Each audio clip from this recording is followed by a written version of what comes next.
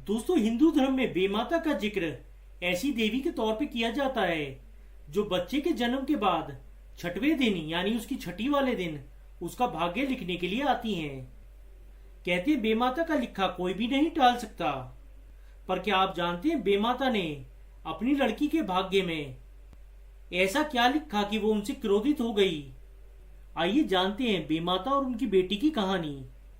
बेमाता की बेटी जब छोटी थी तो वो देखती कि उसकी माँ रोज सुबह कुछ लिखती और मिटाती रहती। साथ ही वो माटी की प्रतिमा बनाती और उसे बिगाड़ देती। बच्ची अब थोड़ी समझदार हो चुकी थी तो उसने एक दिन अपनी माँ से पूछा कि वो रोज क्या करती हैं। तब बेमाता ने उसे प्यार से गोद में लेते हुए बताया कि वे बच्चों की किस्मत लिखती हैं। उनकी ये बात सुन वो छोटी बच्ची काफी खुश हो गई। उसे लगा कि उसकी माँ तो बच्चों का नसीब लिखती है, तो उसने अवश्य उसके भाग्य में सभी सुख साधन लिखे होंगे। और वो बच्ची अपनी माँ से कहती है, बताओ माँ, आपने मेरे भाग्य में क्या लिखा है। तब बेमाता कहती है, जब तुम बड़ी हो जाओगी तब मैं तुम्हें बताऊंगी। बेमाता सोच रही थी कि बच्ची बड़ी होने तक सब भूल जाएगी। उधर बच्ची हर दिन ये सोच बड़ी हो रही थी कि एक दिन जरूर उसे पता चलेगा कि उसकी माता ने उसके भाग्य में क्या लिखा है। हालांकि मन ही मन वो खुश थी कि उसकी माँ तो बच्चों का नसीब लिखती है, तो उसकी माँ ने उसके भाग्य में अपार सुख लिखे होंगे। धीरे धीरे समय बीतता चला जाता है और एक दिन वो लड़की जवान हो जाती है। वो एक बार फिर अपनी माता से कहती है कि माँ, आप मुझे अपना भविष्य बताओ। बेमाता उसे टालने की काफी कोशिश करती है, पर इस बार वो लड़की नहीं मानती। तब मजबूरीवश बेमाता कहती हैं, बेटी, मैंने तेरे भाग्य में सौभाग्य नहीं बल्कि दुर्भाग्य लिखा है, और तेरे भाग्य में लिखा हुआ है कि तू अपने बेटे से ही शादी करेगी। यह सुन वह लड़की काफी क्रोधित हो जाती है और अपनी माँ को भला बुरा कहने लगती है, और साथ ही वो बेमाता को चुनौती देते हुए कहती है, चाहे कुछ भी हो जाए, इस बार उनका लिखा कभी सत्य नहीं होगा। बेमाता भारी मन से कहती है, बेटी, तेरा भाग्य लिखा जा चुका है। तेरा विवाह तेरे पुत्र से ही होगा। तू चाहकर भी अपना नसीब नहीं बदल सकती। तब लड़की गुस्से में अपना घर छोड़ देती है और एक गहरे जंगल में जाकर रहने लगती है।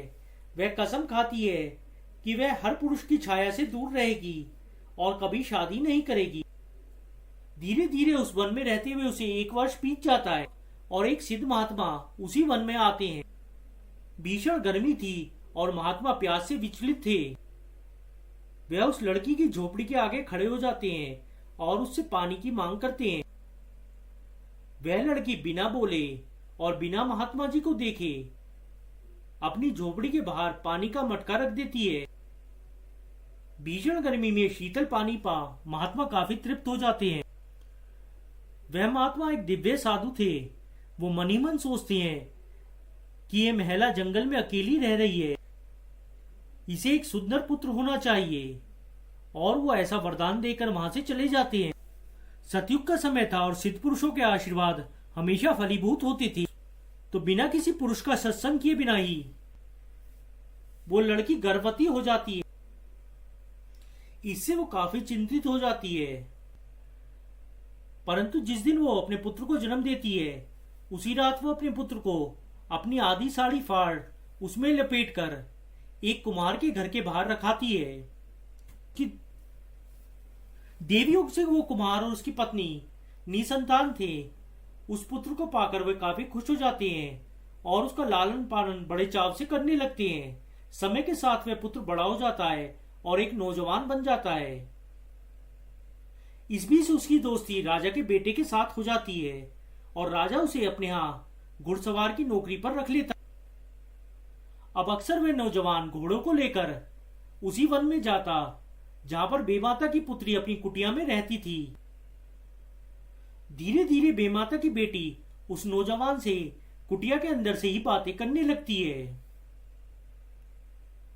और बिना देखे दोनों के बीच प्यार पनपने लगता है। अब बेमाता की बेटी सोचने लगती है कि कब तक वो अपना जीवन अकेले बिताएगी। उसे इस नौजवान के साथ शादी कर लेनी चाहिए, क्योंकि अपने पुत्र को तो वो त्याग चुकी है और उसे लगता है कि ये लड़का तो राजा के यहाँ नौकरी करता है, तो उससे शादी कर उसकी माँ का लिखा भी झूठा हो जाएगा। और ऐसा सोच एक दिन वो उस लड़की के साथ विवाह कर लेती है जो कि उसका अपना बेटा होता है। फिर वो दोनों कुमार के घर आ जाते हैं, जहां पर शादी की बाकी की रस्में पूरी की जाने लगती हैं।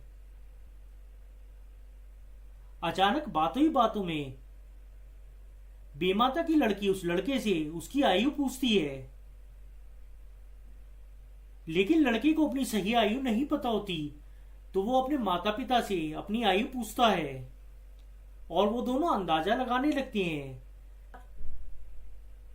तब बेमाता की बेटी अचंभित तो उन दोनों से पूछती है कि क्या आपको अपने पुत्र की सही आयु नहीं मालूम। तब कुमार उसे बताता है कि यह उनका पुत्र नहीं, दरअसल कुछ समय पहले आधी रात को कोई उनके घर के बाहर इसको रखकर चला गया था और उसके बाद इसे हमने अपने पुत्र की तरह पाला है। यह सुन बेमाता की लड़की को अपनी माँ का कथन सुनाई पड़ने लगता है कि तुम्हारा विवाह तुम्हारे पुत्र के साथ होगा। तब वो कुमार से पूछती है, क्या आपके पास वो कपड़ा है जिसमें आपको वो बच्चा लिपटा हुआ मिला था।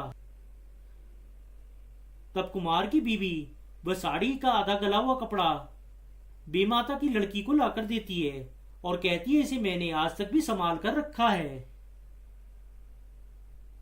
अब बेमाता की लड़की दुखी मन से रोने लगती है क्योंकि वो कपड़ा उसी का था और अब उसकी माता का लिखा हुआ सत्य हो गया था। कहते हैं इस दुख को वो सह न सकी और मटकों को सेकने के लिए जो लाव जलता है उसमें कूदकर उसने अपनी जान दे दी। दोस्तों, बेमाता की ये कहानी हमें सीख देती है कि आप चाहे राजा के बेटे हों या भिखारी के बेटे, लेकिन आप अपने भाग्य से नहीं लड़ सकते।